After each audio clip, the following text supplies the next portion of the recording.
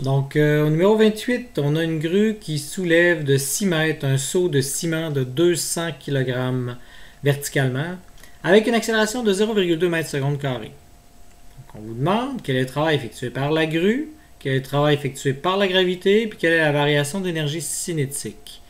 Donc, ici, en tant que tel, le travail qui est effectué par la grue, ça représente en fin de compte la tension dans le câble. Donc la tension dans le câble fois 6 mètres, ça me donnerait le travail qui est fait par la grue. Le travail qui est fait par la grue, ce serait donc égal à la tension fois 6 mètres. Là, il faut que j'arrive à trouver la tension en fin de compte. Donc la tension, comment je vais arriver à faire ça? Ce que je sais, c'est que j'ai l'accélération, la deuxième loi de Newton est encore vraie. Donc si je fais mon diagramme de corps libre, donc je m'en vais à côté, je vois ici, je vais avoir une tension T. Vers le bas, je vais avoir mg, je vais avoir son poids. Donc ici, c'est 200 fois 9,8.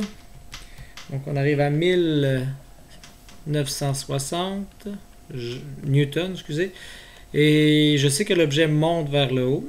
Donc si je fais ma somme des forces en x, si j'appelle ça x, c'est égal à la masse fois l'accélération en x, la somme des forces, bon, t moins 1960 qui va vers l'arrière, c'est égal à la masse de 200 kg qui est en train d'accélérer avec 0,2. Ce qui me permet de trouver la tension T rapidement.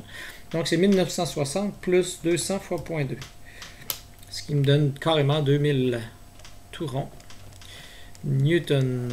Donc maintenant, je peux arriver ici à calculer le travail fait par la grue, c'est 2000 fois 6. Donc 2 fois 6, 12.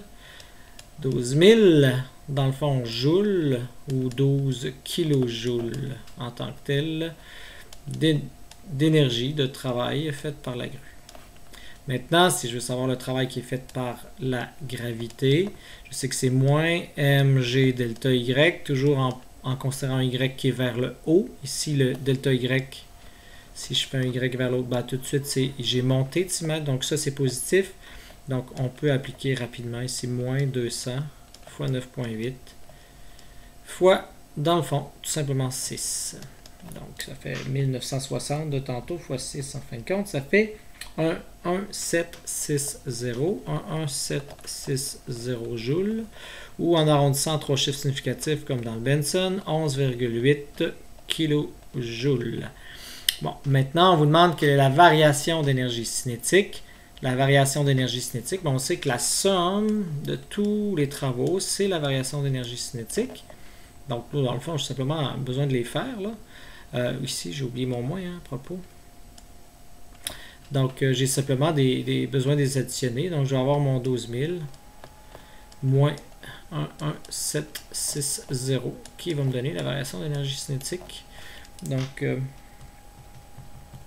ce qui me donne 240. Tout simplement. Donc, la variation d'énergie cinétique, en gardant tous les chiffres, ça fait 240 joules.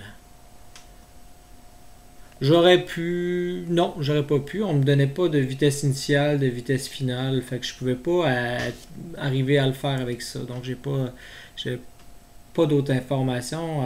Si on m'avait donné la vitesse initiale, là, je pourrais trouver la vitesse finale, ce genre de choses-là. Mais bon, c'est pas mal ça pour ce qui est de ce numéro 28.